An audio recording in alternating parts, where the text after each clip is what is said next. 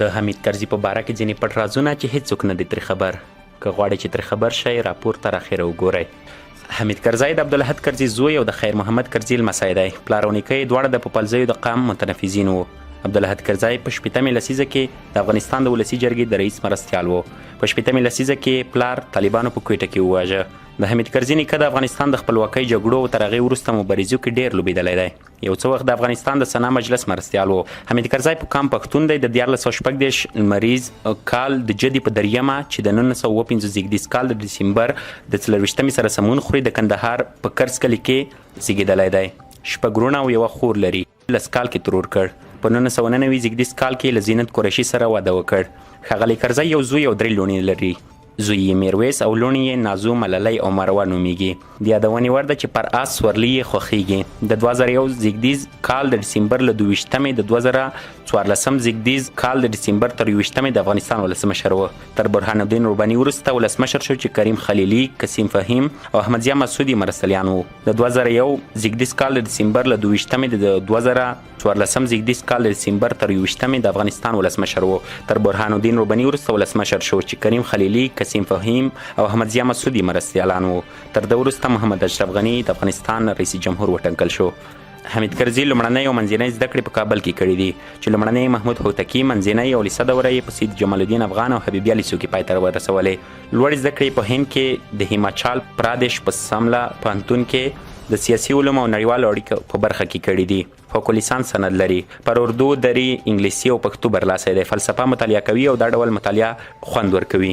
سیاسي ژوند او دندې یې. د حمید کرزي پلار په 1999 زیږدیز کال کې د ملا محمد عمر په دستور وژل شو. د ظاهرشاه په وخت کې سناتور و.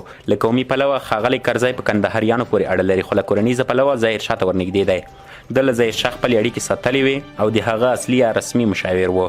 تر لنډمهالې حکومتولۍ د مخه په المان، انګلستان، فرانسه، روسیه، امریکا، ترکمنستان، ترکیه، پاکستان او هندوستان کې د لېږل شویو پلاوو رئیس یا مشر و. حمید کرزی په 1462 لمریز کال هند ته ولاړ او د پخواني شوروي له پوځ سره د مبارزې په پار د مجاهدینو له ډلې سره یو ځای شو. د شورویانو تر ماتې وروسته د افغانستان په کورنۍ جګړه کې د طالبانو د راڅرګندېدو لاره هواره شوه چې کرزي د دوی پر وړاندې هم مبارزه پیل کړه. کله چې په 2000 زیږدیز کال کې طالبانو عبدالاحد کرزی وواژه، حمید کرزي هم د طالبانو د ماتولو لپاره خپله مبارزه لا زوروره کړه. دی په 2001 زیږدیز کال کې له خپلو 3 همفکرانو سره ارزګان ولایت ته ولاړ چې د طالبانو په ضد خلک سره یو کړي.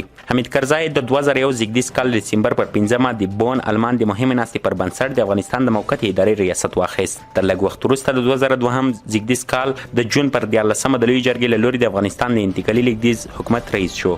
تر 2 کلن لیکدیز حکومت وروسته په 2004 زیږدیز کال کې د ولسمشرۍ لومړنۍ ټاکنې وشوې. حمید کرزی هم ورته نوماند و. ښاغلی کرزي په دې ټاکنو کې تر ټولو ډېر رایې لاسته راوړې او د افغانستان ولسمشر شو. تر 15 کلن حکومت وروسته په 2009 زیږدیز کال کې دویم ځل ولسمشرۍ ټاکنې وشوې. بیا هم کرزی پکې نوماند و. دا ځل بیا بریا د حمید کرزي شو او بیا هم ولسمشر وټاکل شو. د حمید کرزي حکومتولي په 2014 زیږدیز کال کې پای ته ورسېده. د افغانستان د اساسي قانون پر بنسټ یو کس 2 ځلې حکومت وروسته بیا نشي کولی او نشي کولی چې ځان نوماند کړي. حمید کرزي په ټولیز ډول 4 ځلې مشري او 14 کاله حکومت وکړ.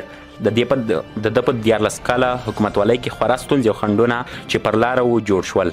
ناامني، د خشخاش، کښت او د انشایي توکو قاچاق، د افغانستان په خصوصي چارو کې د بهرنۍ یعنې په ځانګړي ډول د پاکستان لاسوهنه، خورا ډېر اداري فساد، د قانون د حاکمیت کمزورتیا او د سولې د عالي شورا د فعالیتونو نه بریا هغه ستونزې وې چې د حکومتولۍ پر وخت ورسره لاس و ګریوان و. له بلې خوا د نړیوالې ټولنې شتون حمید کرزي د سره زر و چې کولی شول د خپلې مسلکي ځیرکتیا او ځواکمنتیا په کارولو سره د نړیوالو نظامي او ټیز ځواکونه وکاروي. د کرزي 14 کلن حکومت خورا ډېر لاسته راوړنې لري په نظامي، زده کړیزو، بشري حقوقو، د بیان ازادي، د رسنیو ازادي، معلوماتي ټکنالوژي، مخابراتو، د ښځو حقونو برخو کې خورا بدلونونه راغلل چې د بیان ازادي یې ستره لاسته راوړنه وشمېرل شوه. د روښانه سیاست نشتون، د سمې پالیسۍ نه لرل د دې لامل شو چې دی په وټیز یا اقتصادي برخو، د بهرنیو مرستو د مدیریت، د قانون د حاکمیت، د اداري فساد سره د مبارزې، د سولې خبرو، د مخدره توکو د قاچاق د مخنیوي برخو کې د سیاسي او مدني فعالانو له توندو غبرګونونو او انتقادونو سره مخ شو.